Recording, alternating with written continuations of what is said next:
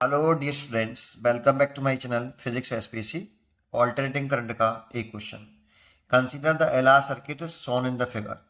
If the switch S is closed at T बराबर 0, then the amount of charge that passes through the battery between T बराबर 0 and T बराबर L upon R each. ठीक है, इसमें पहले की concept की बात करें तो देखो, तीन सिचुएशन हो सकती हैं हमारी। कि इनिशियली जब ये एलआर सर्किट बना लिया पहले मैंने, और इसमें मैंने जैसे ही की क्लोज करी तो t बराबर 0 पर एक कहानी। दूसरी सिचुएशन हो सकती है कि इंडक्टर है, ये रजिस्टर है और ये सेल है, और जो मैंने की क्लोज करी है उसके t सेकंड बाद।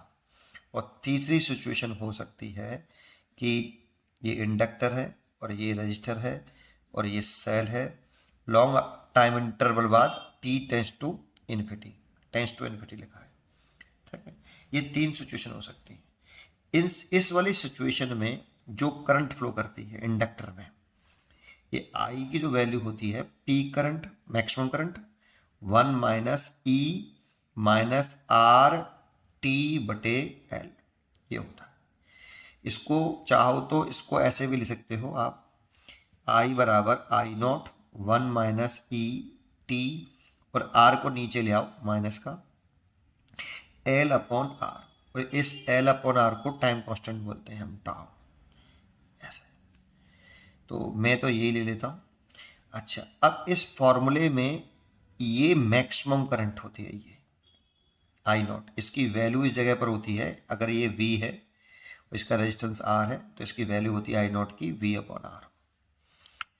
अब इसी वाले फॉर्मूले पर अगर हम चर्चा करें तो t बराबर 0 पर अगर t टेंस टू 0 रख दें, इस जगह पर t इक्वल टू 0 रख दें तो i की वैल्यू कितनी आएगी? तो i बराबर आई नॉट 1 माइनस ई की पावर 0, और किसी की पावर 0 होती है तो उसकी वैल्यू 1 होती है, तो i बराबर आई नॉट 1 माइनस 1, तो i बराबर 0। दैट मीन्स जब t बराबर 0 होगा तो सर्किट में करंट 0 होगी। तो जो इंडक्टर है ना, that is inductor behave as open circuit. Open circuit, तो t बराबर 0 पर जो इंडक्टर है ना, वो किस तरह से बिहेव करेगा? ये इंडक्टर ओपन सर्किट की तरह से, ऐसे सर्किट टूटा हुआ होगा बेटा, यहां से ऐसे बिहेव करेगा t बराबर 0 पर, की क्लोज करने के t बराबर 0 सेकंड पर initially inductor behave as open circuit. Important काम है बेटा, न्यूमेरिकल में यूज होता है बेटा ये। और t टेंस टू इन्फिनिटी की बात करें अगर यहाँ t टेंस टू इन्फाइनाइट रखते तो i बराबर आई नॉट 1 माइनस ई इन्फिनिटी, ऐसे माइनस इन्फाइनाइट, तो ये पूरा 0 हो जाएगा, ये वाला 0 हो जाएगा, तो i बराबर हो जाएगा I naught, that means v upon R. ये करंट की मैक्सिमम वैल्यू हो गई बेटा, ये करंट की मैक्सिमम t बराबर इन्फिनिटी पर, t टेंस टू इन्फिनाइट पर, तो t टेंस टू इन्फिनिटी पर, t टेंस टू इन्फिनिटी पर, that means steady state, steady state या शॉर्ट सर्किट भी बोल सकते हो। शॉर्ट सर्किट, शॉर्ट सर्किट में करंट 0 नहीं होता, पोटेंशियल डिफरेंस 0 हो जाता है अक्रॉस द इंडक्टर, है ना। तो T tends to infinity short circuit हो जाए, that means wire, sorry inductor, ऐसे भी लिख सकते हो इसको, inductor behave as a conducting wire, conducting wire, that is ये वाली जो सिचुएशन है इसमें जो इंडक्टर है ये इस तरह से हो जाएगा बेटा, एक सिंपल वायर बन जाएगा, बस केवल रजिस्टेंस आर रह जाएगा और ये बैटरी है, और ऐसे और इसमें करंट होगी आई नॉट बराबर वी अपॉन आर। ये इसमें ओपन सर्किट हो जाता है, इसमें टूट जाता है, इसमें ऐसे अलग कर लो, ऐसे। ये सबसे पहला पॉइंट तो आपको यही सीखना है इसमें।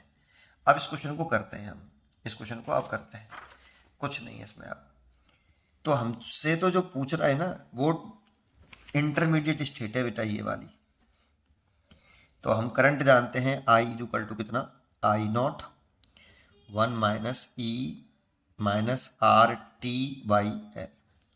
लेकिन करंट थोड़ी पूछा हमसे, तो चार्ज पूछा, amount of charge that passes through the battery इतने टाइम इंटरवल में। तो आई बराबर जो होता है D Q by D T होता है, रेट ऑफ चार्ज फ्लो। तो आई बराबर D Q by D T लिख दो, is equal to I naught की वैल्यू हम वैसे यहाँ ई अपॉन आर लिख सकते हैं, मैं लास्ट में पुट कर दूंगा, ठीक है। हियर आई नॉट जो है वो ई अपॉन आर होगा, ठीक है। 1 minus E minus R T by L, ये डी टी का से मल्टीप्लाई कर लो, तो D Q is equal to I naught minus, इस आई नॉट का अंदर मल्टीप्लाई कर लिया, आई नॉट ई की power minus R T by L, और ये d Q, sorry d t, integration of both side, integration of both side, तो integration d Q, integration इसका से मल्टीप्लाई कर लो, I naught d t minus I naught integration e की power separate कर लिया मैंने minus R T by L. अब देखो ये टाइम के रेस्पेक्ट में करना है, ये भी टाइम के रेस्पेक्ट में, तो जब टाइम जीरो है तब चार्ज भी जीरो है। जब टाइम टी यहाँ पे दे रखा है टी की वैल्यू एल बाई आर, तो टी की वैल्यू जो है आपकी एल बाई आर, तो एल बाई आर है ना, तब चार्ज क्यू है।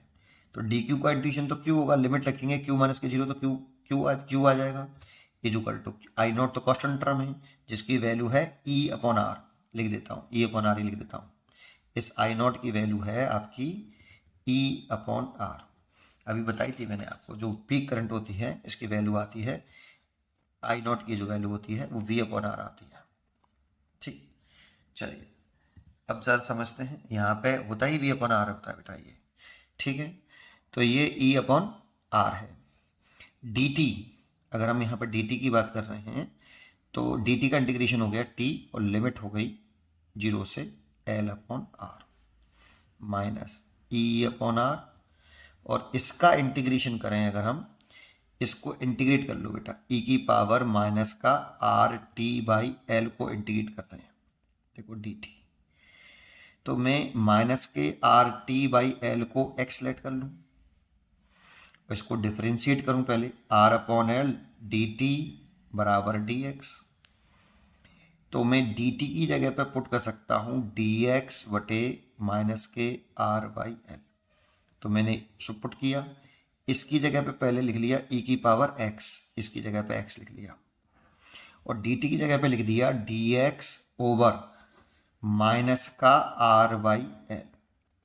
अभी इंटीग्रेशन किया नहीं है, अभी तो मैंने केवल चेंज किया है, अब इंटीग्रेशन कर लूँ, ये तो कांस्टेंट टर्म है, तो माइनस का आर बाई एल, तो अच्छा एल ऊपर चला जाएगा, तो माइनस का एल बाई आर हो गया बेटा, भाई इसको सीधा कर लोगे तो ऐसा ना हो गया।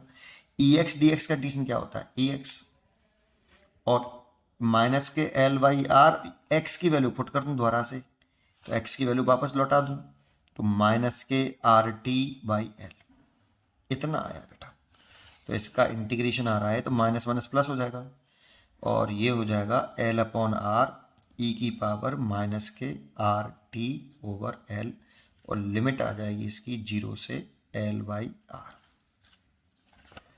ठीक है। तो ये Q बराबर E upon R, limit put करो, L upon R minus zero, t को रिप्लेस करके लिखा, plus e upon R into L upon R, पहले एल अपॉन आर पुट करो तो ई की पावर माइनस के R by L into t की जगह पे L upon R, minus t की जगह पे जीरो पुट करोगे तो ई की पावर जीरो हो जाएगी, जब टी की जगह पे जीरो पुट करोगे तो ई की पावर जीरो हो जाएगी, ये ऐसे सॉल्व करो, तो ये ई एल बटे आर स्क्वायर हो गया, प्लस ये भी ई एल बटे आर स्क्वायर हो गया, देखो आर से आर कट गया, इससे ये कट गया, तो ई की पावर माइनस वन आई, और इधर ई की पावर जीरो, किसी की पावर जीरो होती है, किसी की भी पावर जीरो हो तो उसकी वैल्यू वन होती है, तो ये वन, और आगे बढ़ाएं, ई एल बटे R square plus E L, इसको नीचे ले सकते हैं तो ई आर स्क्वायर, अंदर मल्टीप्लाई भी कर दो,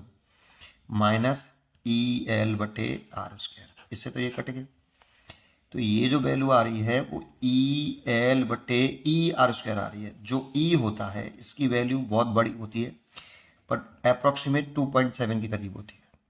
बहुत और भी डिजिट होती हैं आगे, तो 2.7 लिख सकते हो आप यहाँ पर, 2.7 आर स्क्वायर। ये आपका आंसर हुआ 2.7 E L 2.7 R square. B choice is correct. पढ़ते रहिए और खुश रहिए।